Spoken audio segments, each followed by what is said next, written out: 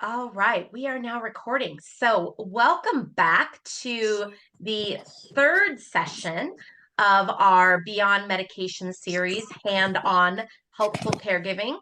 So, I just want to review where we've been and where we're going. So, week one, we talked about the importance of the power of helping people help themselves. Week two, we talked about safety and ergonomics, and how little tweaks can kind of make a big difference when in your own body and in moving and positioning. And today we are going to talk about your environment. So, you being in control of the environment versus the environment controlling you. And I think this is another area where those little tweaks can make a big difference in how things go. So, without further ado, a couple things. One, remember, use the chat if you have questions, and I will be the wizard behind the curtains and bring anything to Heidi's attention that needs to happen. And we also are recording this. It will be up on our YouTube channel for you to review. And I will send out a post-event email that has the link to the video, the link to the slides, and any other resources that Heidi might share that we want to share with you. So, thank you for being here. Heidi, take it away. All right, welcome back, everyone. Thank you for being here. We are, like Jen said, going to talk about environment today, and she's 100% right. There are just little changes in our environment that we can make that makes such a huge difference. But first, I'm going to go backwards a little bit. Last week, we were talking about a gait belt, and I couldn't find mine, but I found it. So we're going to just talk about this real quick, and I'm going to demonstrate kind of how and where is the best position to place it. So I'm going to stand up here. I know you can't see my whole head, but we really want the gait belt to be nice and low and on the hips. And you put it in through the side with the little teeth. I'll show you close up in a second for those who don't know. And then you go all the way through, make it nice and tight. And then you want to go back through the other side, and that's what kind of locks it. So now it's not going to go anywhere. And you can kind of pull it and tighten it this way. I generally kind of, if this plate gets too long, just kind of tuck it in. But nice and low on the hips. Now, if someone's sitting and you're pulling and it's from this position, there is a chance that it could kind of go up. But if it's tight, it's not going to go up very far. Like mine isn't going past my chest here. And then once they're up, you can kind of reposition it and get it back where you want it. But if it's looser or if it starts up higher and then you pull up, it ends up getting in people's armpits or, squishing them up there, and we don't want that. So, whoops, let me pull this off. Again, just nice and low, right at the hips here is where we want to put this. So I'm going to pull this off real quick, and I'm going to move my screen so we get a little closer here. Okay, and then I'll just show you here. So there's different types of gait belts. Some are buckles. Some are easier and more difficult to adjust as you're going on, but this is the standard kind. So you can see that there's a side that have the little teeth and there's a side that doesn't. And the side that has the teeth, there's this little piece back behind it. So when you put the gait belt on, you want to go through the teeth side first, but not like towards the teeth. You want to start underneath it and come up and through so that when you fold it over to go in here, you're going across those teeth, and that's what locks it. So then we go through this side, and it's nice and tight, and it can be secure to help someone as they're transitioning to standing or holding on to them as they're just walking, so that you can better kind of have a security blanket there with them.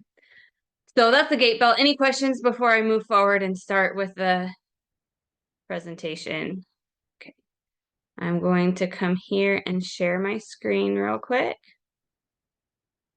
And this is just going to be the whole thing, and then I'm going to start it here. Okay. So today we are talking about environment, and I'm going to share just some things that have been helpful. We'll go right here. Helpful with different people that I've worked with, and with environmental modifications and setup and whatnot. it's different for every person. So our environment that we're in, the space that we're in, the home, the steps, the couches, the showers, the toilets, those can all be barriers to someone's independence if they're not set up properly or not the right fit for the person in the condition and situation that they're in. However, there are things that we can do and set up that environment the right way where it can actually be helpful. So rather than a hindrance or a barrier, someone not being able to get on and off something because it's too difficult, we can set it up the right way that will help them be more independent in those things. And it can help maximize safety as well. So we need to know what to look for in our environment and what to think about when we're looking at the person and the environment and their relation together to know what we can do. Because I can share all these ideas with you, but we really want to know what to look for, because if you don't know if the environment's right or not, then we can't really make any changes. So we're going to talk about some of that, what to look for in different situations. Everyone is different. Like I said, everyone's going to have different needs. So I'll demonstrate some things to look out for and show some things that have been helpful. And I hope that this information is helpful for you guys, and just take it. So today we're going to go room by room. I'm going to talk about different rooms and different environmental things that may come up in different rooms. And we're going to be focusing on things that are easy to implement, some things that you can, think about today, realize it's not right for your person, and make the change within the week. We're not going to, there's also, big sledgehammer modifications, remodels. That's what I'm thinking. That can happen. But we don't always have to do that. Sometimes there are simple things that we can change. So if you're in a place that you can't modify permanently the environment, we can make these changes. Or if you want to just do something to see how it turns out or not spend $10,000 on a remodel, these are some things that may help in some ways. So feel free, as Jen said, to ask questions as they come up, type things in the chat, and we'll be happy to answer them, and we'll just go along from there. So first we're going to talk about the bathroom, and we'll kind of go into some different pieces in the bathroom, but there's a lot of things to think about. So first I'm going to talk about grab bars. So one, we want to make sure that grab bars are placed appropriately. And how do we know if grab bars are placed appropriately? That's another thing that's going to vary based on your person and your environment that you have. So one thing to think about is think about the person's reach and where they're at. So if we're thinking about the toilet, what areas can they easily reach to grab a grab bar? If they're in the shower, what can they reach? If they're sitting in the shower, having a grab bar way up here, that's going to be difficult for them to reach for, is not going to be best for them.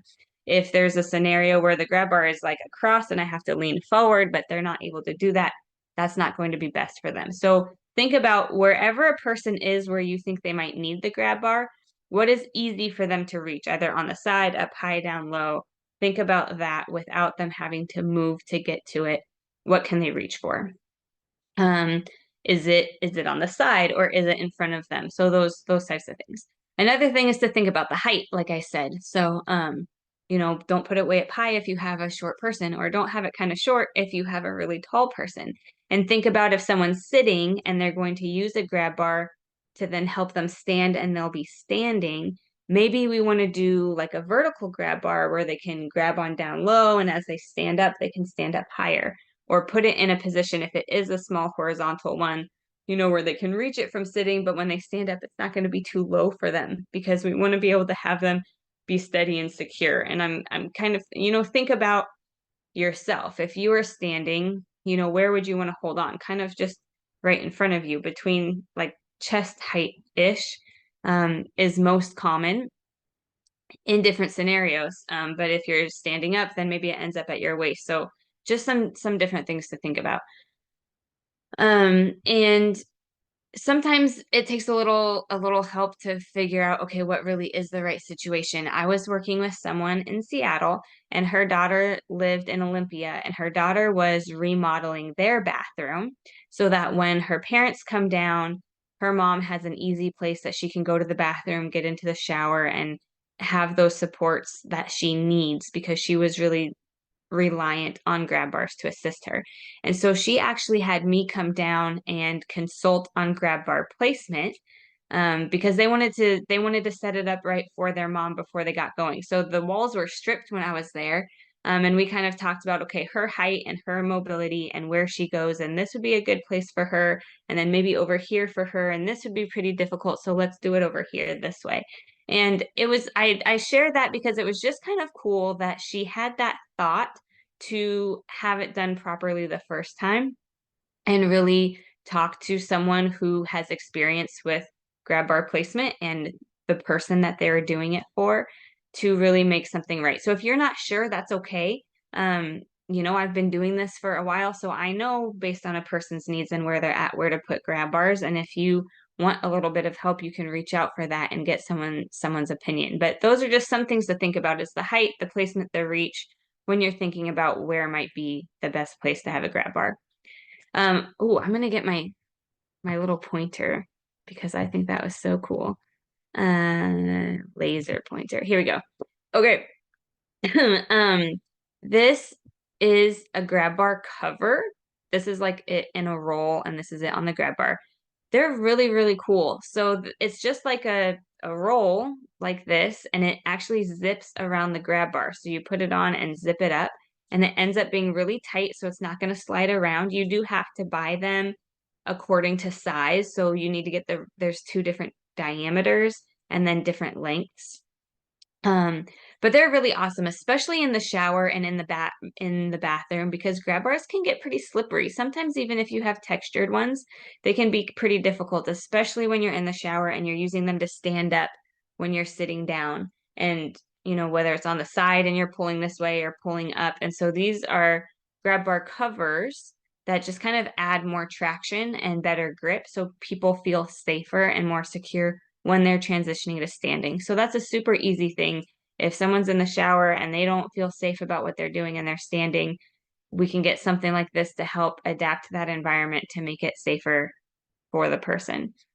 There's also some alternatives if you're looking at a bathroom and they're getting in and out of the shower, but there's not a place to put a grab bar just because of the way the bathroom was constructed, or there's no wall for it, or the only wall has all the pipes and you can't do that.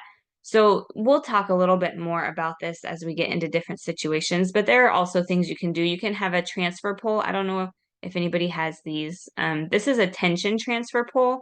So they don't actually like drill anything in, but it goes on the ground all the way up to the ceiling. So you do have to have a sturdy ceiling, but there's different ways to secure different things. And this handle part actually can turn and swivel, so it can be in different positions for a person. But I've used these with people a lot in different scenarios. By the chair that they get on and off of in the living room, by their bed, in the bathroom. So say someone needs a grab bar to get out of their shower, but they don't have a spot to put a grab bar. Maybe if the space allows it, a transfer pole like this would be a good option. Another option is to set up your walker in a place that can help as they're stepping out, and they can hold on to that as long as the brakes are locked. If there's brakes, and we want to secure it the right way. But there are ways that we can work around a lack of grab bar, to help support that environment. So just some things to think about. So if we look just talking about a shower, there's just so many cool things we can do. So one thing to think about is a shower mat for outside the shower. I've seen too many people use those little bath mats that are essentially towels. They're just towel material, but they're slippery and they can flip up easy and get in the way and cause tripping and cause slipping. And so I really, really, really advocate for a bath mat with good traction on the bottom. And I'm getting a little maybe too picky. I was putting together a raffle basket for something, and I wanted to provide different things that can help people just maximize independence and safety in the basket and throw it all together.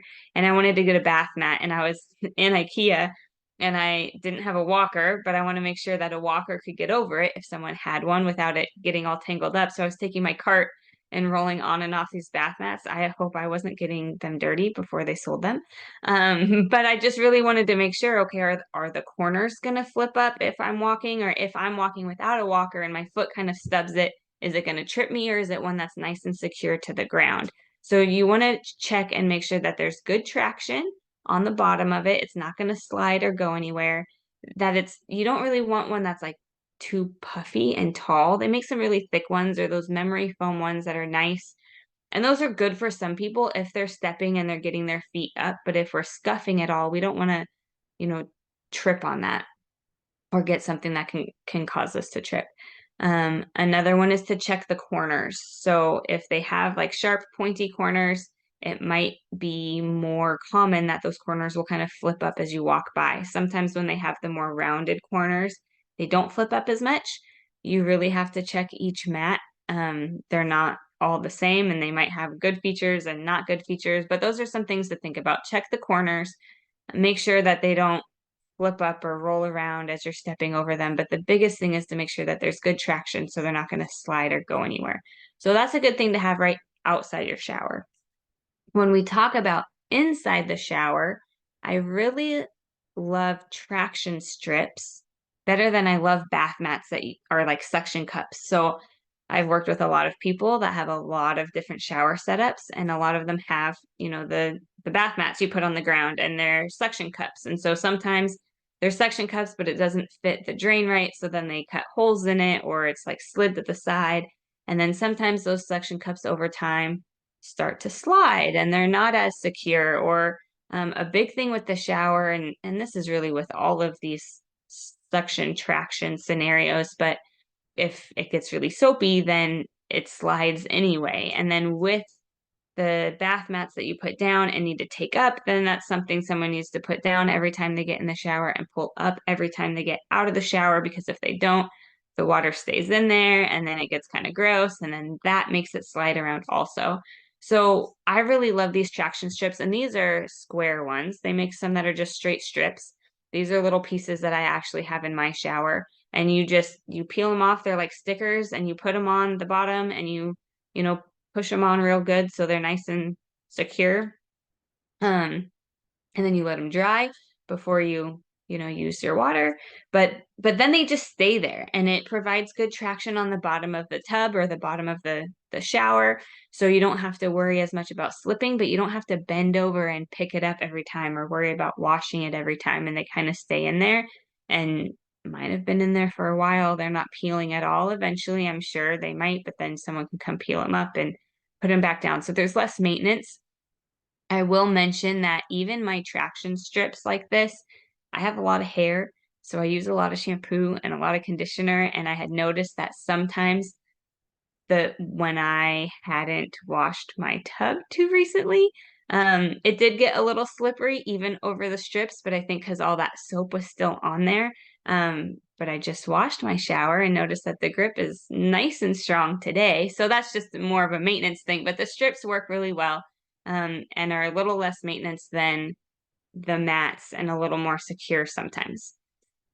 And like I said, they have different options. Some are cool colors. They're pretty fun. So thinking in the shower, placement of grab bars, kind of like we talked about before. Use it for getting in and out. Maybe have it in a place where they can easily get out and reach it from getting in and getting out. Something to think about. Another big thing that is helpful for some people in a shower is to use a curtain instead of a glass door.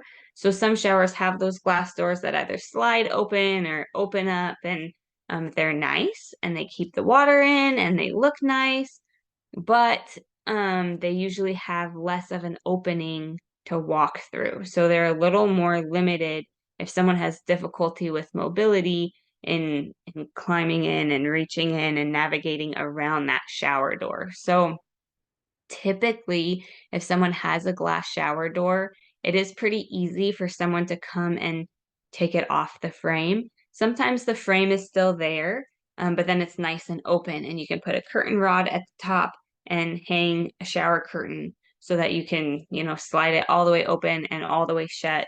And there's less restriction on the space. So if someone has a hard time moving around, they can get in and out more easily. Now, I say it's pretty easy to remove. I don't know how to do it. So I'm not saying it's like easy for any random person, but for people who know how to do it, it's super easy. They come in and just pop it off, and then that's that. So that's something that, if you don't know how to remove doors, let's look for some resources and find someone who does, and they can come get it out pretty easy without doing big remodel things to help someone be able to get in out more easily. And like I said before, the grab bar covers are really awesome in the shower. And seat options, we're going to talk about this next, but we can modify the seat situation, the standing situation as needed. I'm just going to pop over here on this slide. So these are 4 different types of chairs that I have used with people for different reasons, and you really want to find out what is right for the person using it. So if someone is at the point where they want to sit, or they should sit for at least part of the shower. And I tell people a lot, like, you don't have to, if they're not ready, like if they don't want to sit in the shower and they want to stand, but they fatigue easily or their balance isn't 100%, I'll say, okay, let's get a chair that fits you and fits your shower, but you can still stand, right? And then maybe just while you wash your feet, you sit down, but then you stand back up, or, do certain things sitting and some things standing. So a way to kind of encourage that if they're needing it. So they do have stools, right? This one is nice and wide. It's not like a little narrow stool. I don't really like the tiny round ones.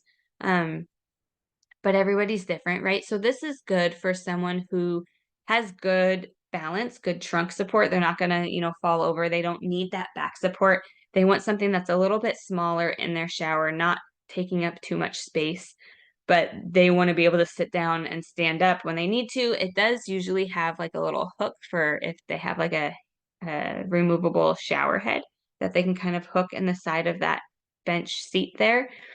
So that's a good one. And this is the same type, like the seat is pretty similar, but it has a back and it has handles. So if someone has a harder time standing up, yes, we can use grab bars to help pull up, but maybe we don't have grab bars in a good place, or we want to push and pull together, or start by pushing and then pull. So they have these handles here that you can, push up on to help someone stand up. Or if they wanted to, like, let's say they didn't stand all the way in the shower, but you wanted them to like partway stand or kind of squat to kind of wash underneath real quick, they can use those handles to kind of lift themselves up a little bit, as long as there's the traction on the floor that we already talked about, so they're not going to slip. And we go from there. This chair here is similar to this one in the sense that it has a back and it has handles. It's just a different style. Shows that this one's a little, thinner. This one looks a little bulkier, but they have different pros and cons to them depending on what you're looking for and the fit in your shower. And then this is a tub bench. So if someone has a tub shower and they have a hard time getting up and over the ledge of the tub, these legs go in the tub and then they sit here, or vice versa. These legs go in the tub. There's a handle here. That's how it is. And they sit here where the back is. And then these legs are on the outside of the tub, just right outside. And so they can kind of sit on the edge here and then turn themselves around, lift their feet up while they're sitting, and slide over, and then be sitting down on the bench while they're in the tub shower doing their thing. If someone does use this and you have a shower curtain, you can kind of cut slits in the shower curtain to go on either sides of the legs and then tuck the middle piece underneath so it can still be covered. I know a lot of people have had a hard time with that before. Like, I don't like that because then my curtain is halfway off and there's water everywhere, but there's ways around it. So it's just thinking about what is the situation and then what do we need and how do we fix it. So in that situation, cutting the shower curtain tends to fix that part of it. A couple things real quick here. I want to talk about these 2 chairs versus these ones.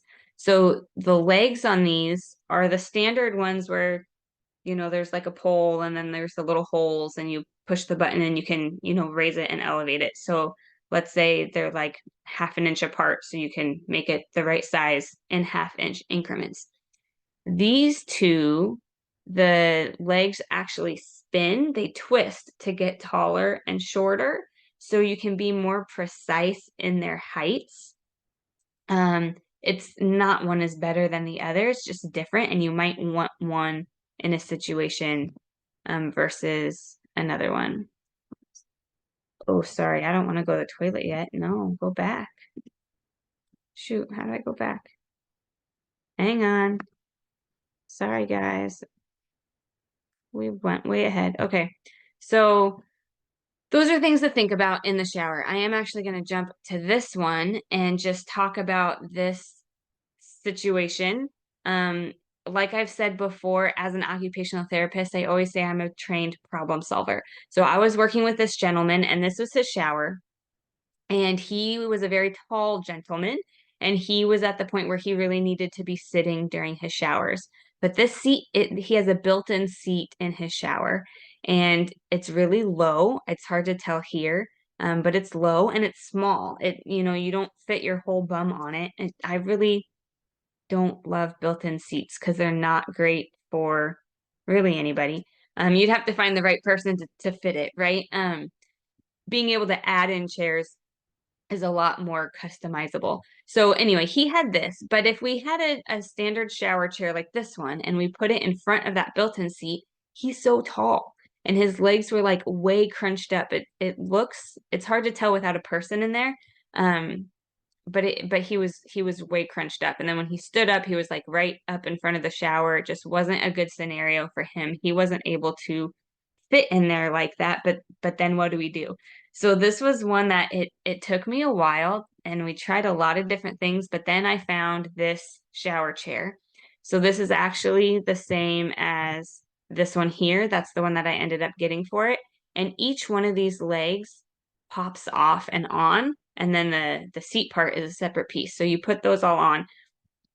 And so I popped off the back left leg here and just sat the seat on the built-in shower seat.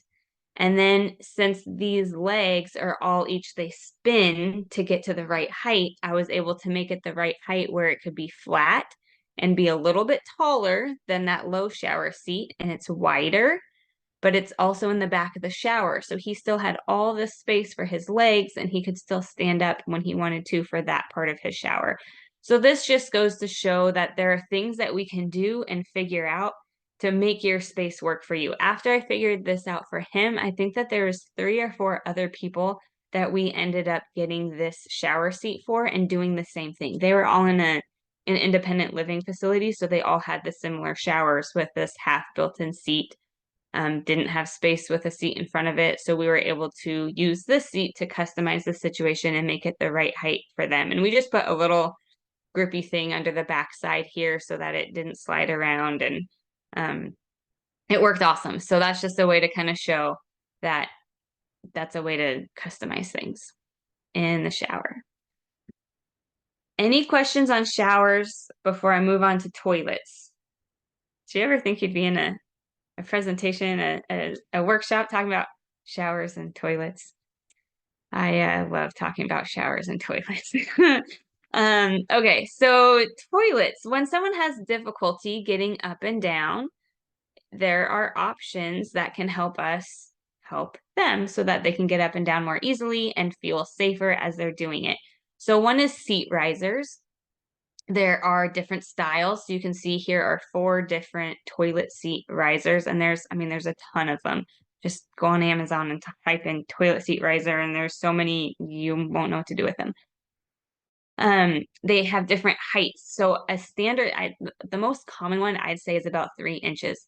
Sometimes I really only want someone to raise theirs like 1.5 inches, and it's hard to find that. Sometimes there's like 5-inch risers, which are huge, and those might be way too tall for people. So it's all about finding the right height for your person. You still want their feet to be able to touch the floor as best as possible.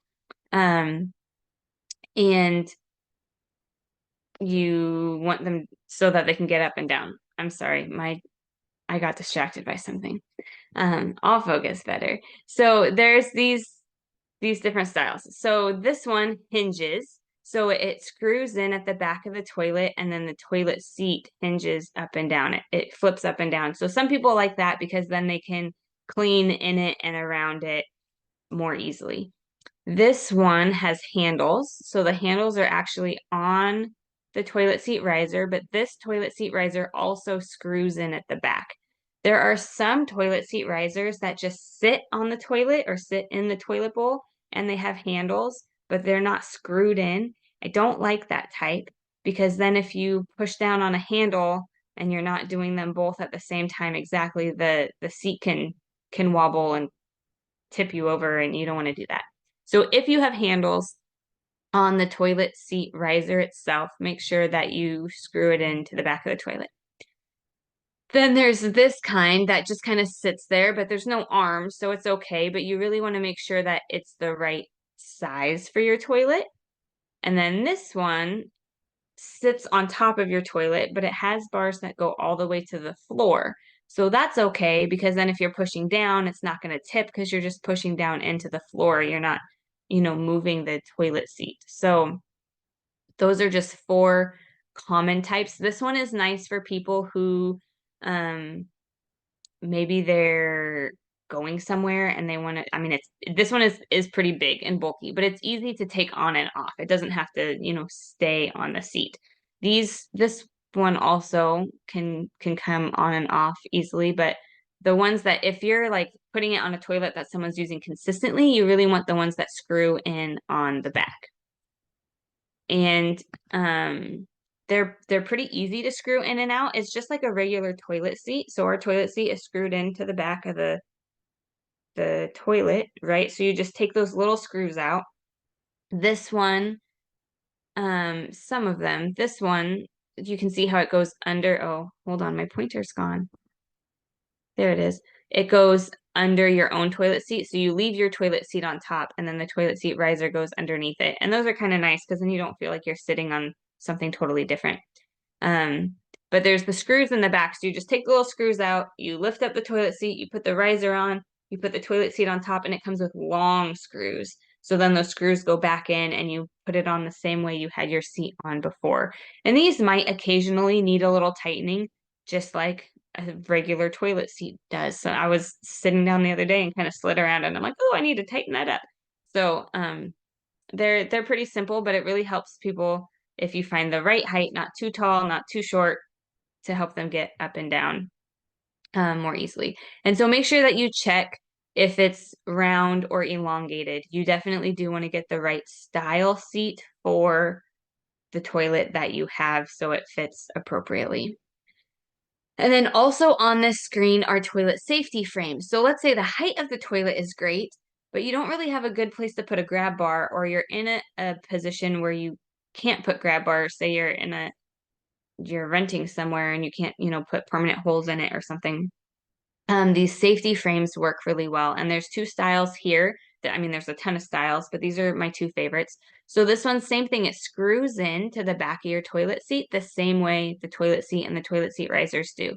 So you just unscrew it and there's a little plate that you put under your seat and then you have your seat right on top of it and you screw it in and it just goes right there. So this one comes up and over and all the way down to the ground, just like this one. So if you're pushing into it, you're pushing straight on the ground, no worries. They are, a little wobbly sometimes, but they're not going anywhere. So some people try them and they're like, oh, they're wobbling, but they're not going to fall apart. They have a high weight capacity, and they're not going to go anywhere. And they're really, though, for pushing down to get yourself up versus, pushing out to the sides. This one is pretty cool where if you don't have the space to have the bars go all the way down to the ground, it comes up to the side and sits right under your toilet seat on your toilet. So this one, you really want to make sure that it's the right, you set it up in a way and tighten it to be in the right spot. And here you also want to push down. If you're pushing down, it's going on that toilet seat. So same thing, you're not going to tip like I was talking about with the bars with the toilet seat riser. You push straight down, you can get up. But if you push out, I've heard some things that this piece, since it's sitting on your toilet, can kind of slide out. That doesn't happen very often as long as you have it tightened and you're pushing the right way. Just a couple things to think about. But these are both, I've seen a lot of people use both styles and they work really, really well. The biggest thing is to set up a situation so it's easy for them to get on and off. And all of these situations here, all of these examples are easy to put on and easy to take off. Even if you're screwing them in, if you have to remove them, or do something different, you can do that. So it's good to try it out. Or yes, if you wanted to try out the bars before you got like a grab bar, these safety frames are a good option. So those are great for that. Moving on to the bedroom. Hey, First, Heidi, yes. before we move away from the toilets, there was a Mm-hmm. question in the chat about kind of the sort of squatty potty kind of idea where their feet are a little higher to assist with bowel movements. Have you had experience with that? Yes. And So we're talking about toilet seat risers. Think that they would need a squatty potty, do their feet so they're up higher once they're sitting. Position, yes. Yes. So I think squatty potties are great. They had a good point in there. Sometimes it is hard to have a bowel movement, especially when you have all the medications and all of everything else that's going on with Parkinson's disease. So there's two ways that can fit in. Just in general, I think squatty potties are awesome. Or a stool or a bucket, or to get that position where your legs get up higher. So you just want to think of that in relation to the toilet seat height. So when we're talking about like toilet seat risers, we want to make sure that they're able to get on and off easily. But let's say you get on a toilet seat and it's a little high, so your feet aren't like totally secure on the ground. That's when that would be even better, because then if you do put a squatty potty under them, it raises their legs and gets them in a better position. You're not going to want to have something under there that they then stand on, right? You would move it away for them to stand up. But I would just say, with a squatty potty or whatever you're using for that situation, have it be something that either, that's why the squatty potties are nice, because they can fit, underneath. You can push them back and they're not in your leg space as you're transferring. And then once they're sitting, you can pull them out and put their legs up on them. If you use something else, you want to make sure that it's just tucked away out of the way while they're transferring on and off, and then get it. But if a seat is a little too high, that also helps them be more comfortable while they're sitting, right? They can kind of put them up there, but you want at least their toes to touch the ground without any stool or squatty potty underneath, so that they can get up safely. But I definitely would promote the use of squatty potties, really, for everybody. It's good for all of our pelvic floor stuff going on also. Okay, now going on. Oh my goodness. Here we go. To the bedroom. So a few different things to think about in the bedroom. And if you guys think of anything that I don't mention, or a different situation in different rooms, please just let me know. But first we're going to talk about the bed. So you want to look at the bed, and when someone's getting in and out of the bed, is it the right height for them? And this will differ for everyone. I'm not going to tell you, what a good height is, because everyone has different capabilities and different heights of themselves and everything like that. So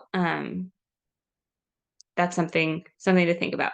If a bed seems really low and someone's, flopping on it, or they're having a hard time standing up from it, could we get bed risers? They make a bunch of different kinds, but it again depends on the type and style of bed you have to safely put risers on. We can get things custom made. You can buy, little ones on Amazon, and they have different heights of bed risers as well: 2 inches, 4 inches, 6 inches, anything in between, to kind of raise that bed up so it's easier for them to stand up from once they're sitting. If a bed is too high for someone, then it's kind of like, okay, what can we do to maybe make it easier for them to get up into that bed? Can we lower it at all? Sometimes beds are on a frame and the frames have wheels, but you don't use the wheels. Could we remove the wheels and that'll lower it an inch? Or are they on like a really big box spring? Could we take off the box spring and use, a piece of plywood or something in the place? It depends. Like if you have slats, you can use plywood. You can't just stick the plywood on a bed. But let's take a look at the bed and see, is there anything we can modify on the bed to make it lower? If not, and it's way too high, maybe we think about another bed that's more of an appropriate height for someone if it's a problem getting on and off consistently and to make it to where they can do it safely and more independently.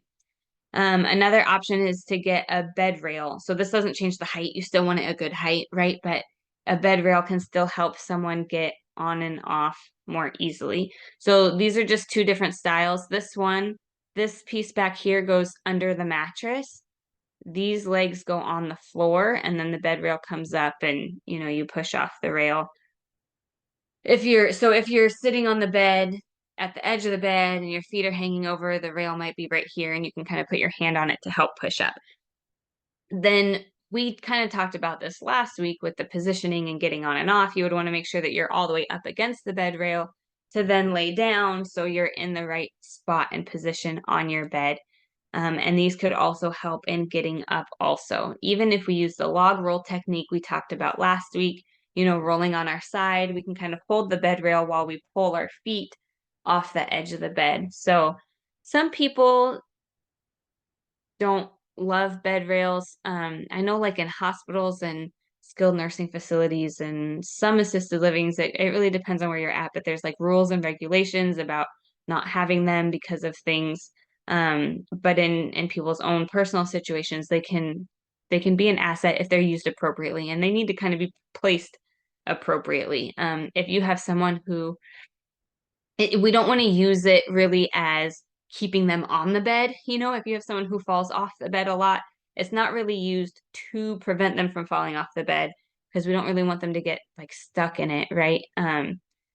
But it could be used to help them get on and off when they're trying to. So this style comes up, same thing, it would be in the same place, and this part goes under the mattress. It just doesn't have legs that go all the way down.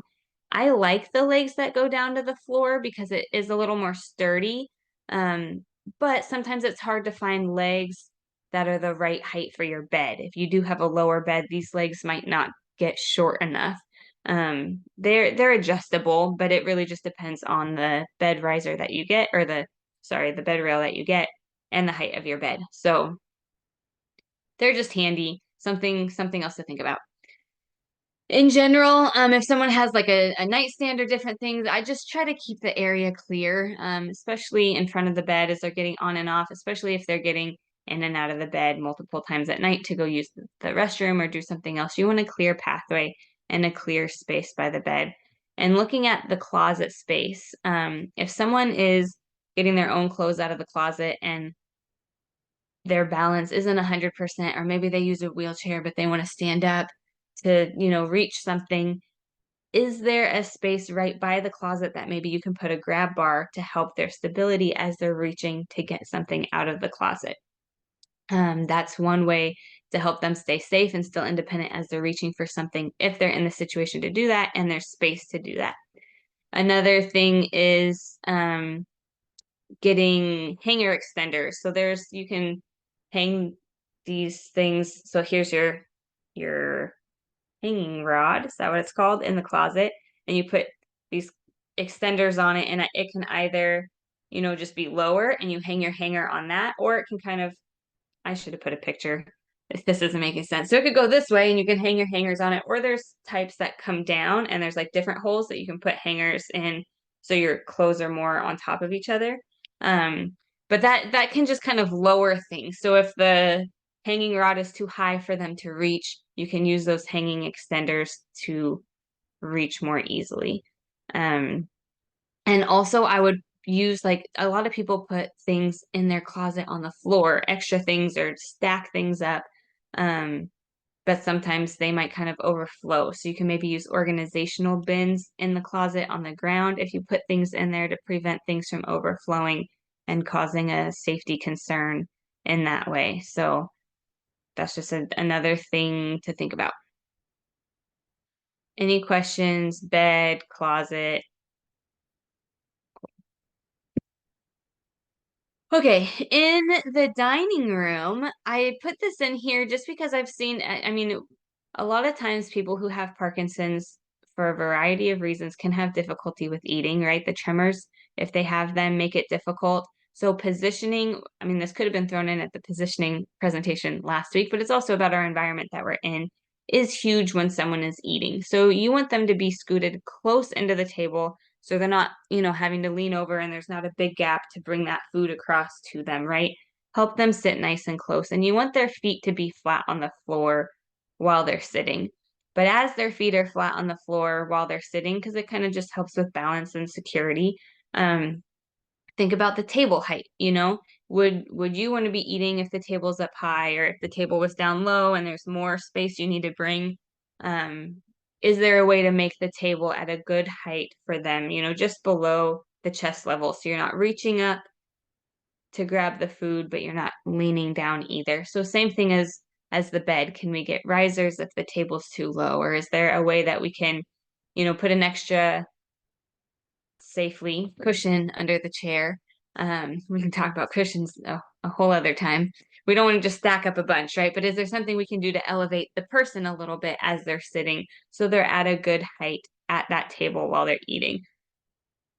Just think about what would be comfortable for you, because you're height wise, because what's comfortable for us might be imperative for them. Like the littlest difference can make a big difference in how they're able to reach their food and get it to their mouth.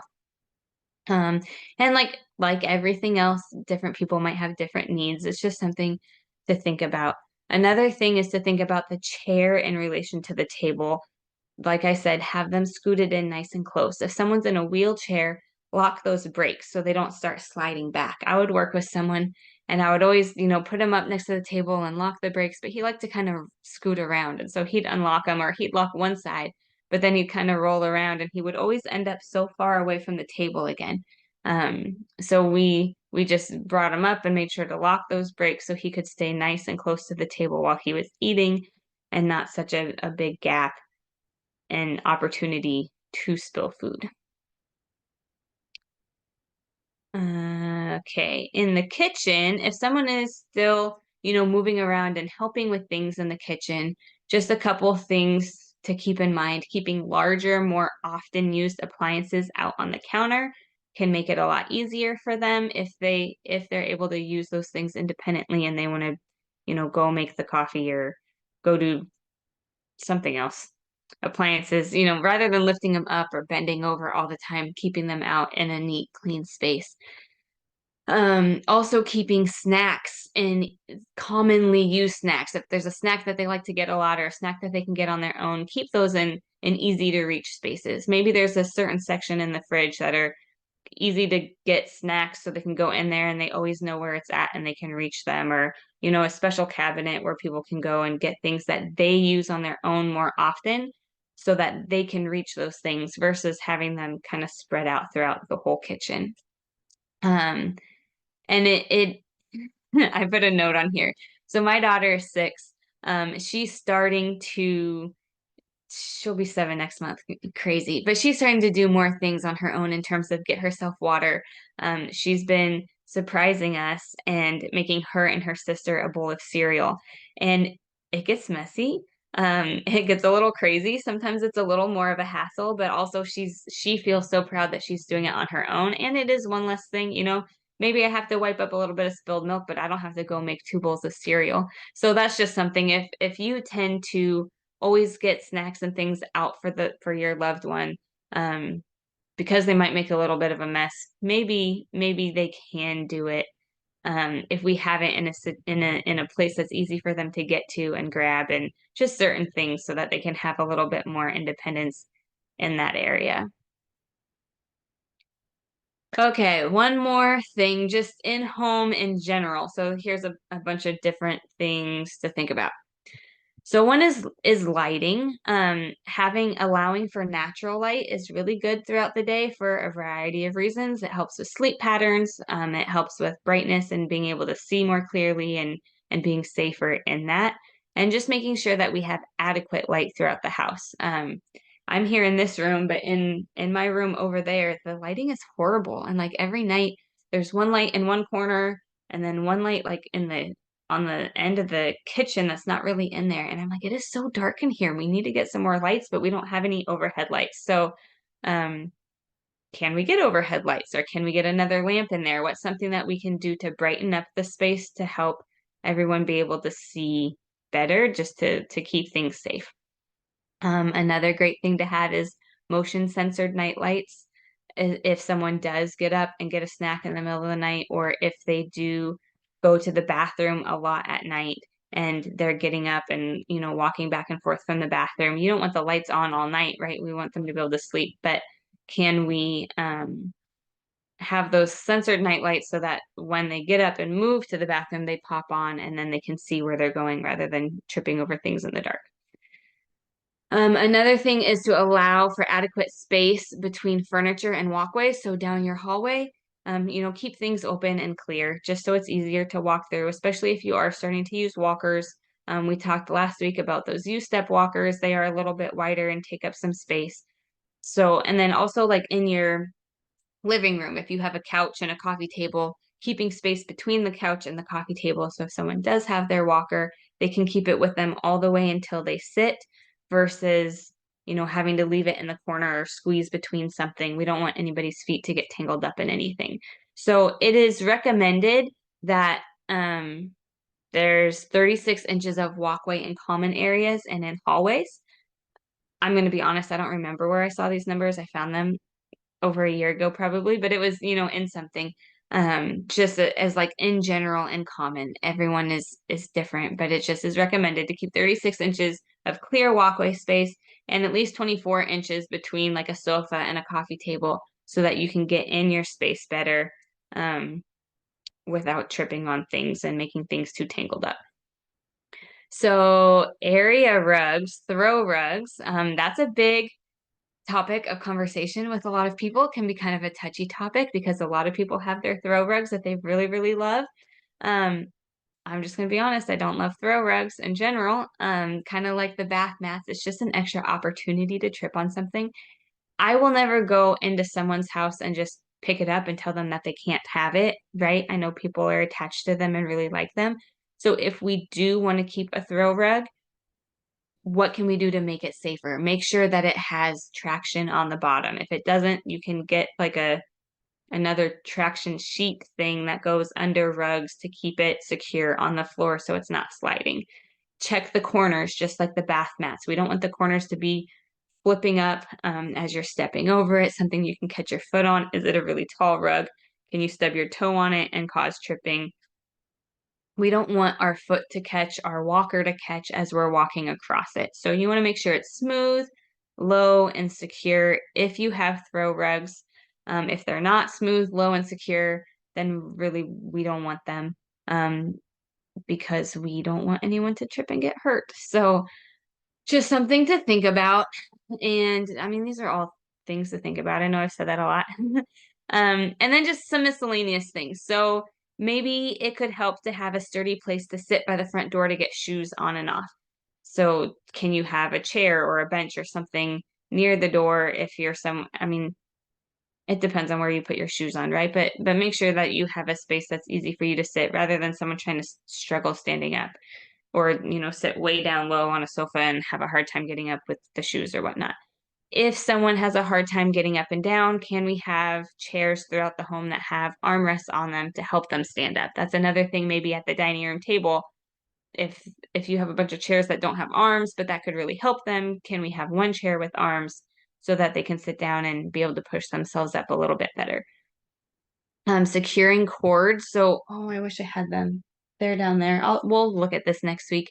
But they have cord clips that you can like put the cord in and clip it up against the wall. We really want to make sure that cords and things are out of the way when we're doing things so we're not tripping on them or getting tangled up in those things. And then real quick, this is, I know I mentioned this last week, a standard mobility is like the company name, but they have this couch frame. It's kind of like the safety frame and kind of like the bed rails in the sense that it has the legs and it goes under the couch cushion, but it has these handles that pop up. So if you do have someone who loves sitting in their favorite couch, but they have a really hard time getting up from it, even with the techniques we talked about last week, feet back, scoot forward, nose over toes, push up. I'm gonna be honest, I've never tried them. I really want to get one just because I think that it's really, really cool. So it's another option. for someone to just modify the environment without getting a whole new couch. Can we just get a frame to kind of go in there and be there for that? So that's that. Next week, we're going to talk about adaptive equipment, and I saved the best for last. I love talking about adaptive equipment. And some of the things that we talked about today, like the bed rails, the curtain hanger things, the cord clips that I didn't have pictures of, all the toilet seat risers, all the stuff for the shower. So these are all things that are really helpful that a lot of people just don't know that they exist. And that's what we're focused on next week with the adaptive equipment, are tools to help people with their daily tasks and do them more easily, or help you help them with them. And they're so cool, and so many people just don't know that they exist. So I actually have an ebook. It's called Tools for Independence. And we'll talk more about it next week, but it has all the stuff that we talked about today, and we'll have all the stuff we're going to talk about next week in it. And I'll have a link so you guys can check that out, and we'll talk more about it next week. But I just wanted to let you know, if you're like, okay, these are cool, but like, where do I find these things? If you have anything specific you want to look for and you want me to send you a link, just shoot me an email and I can do that, no problem. But I just wanted you to know that that ebook does exist out there. If you see it on my website, don't buy it yet, because I'm going to give you a 50% off coupon next week if anybody wants to check it out. And I need to add some things to make it a little bit better. But that's out there, and we're going to talk about adaptive equipment and just kind of show how that can relate to what we talked about today. So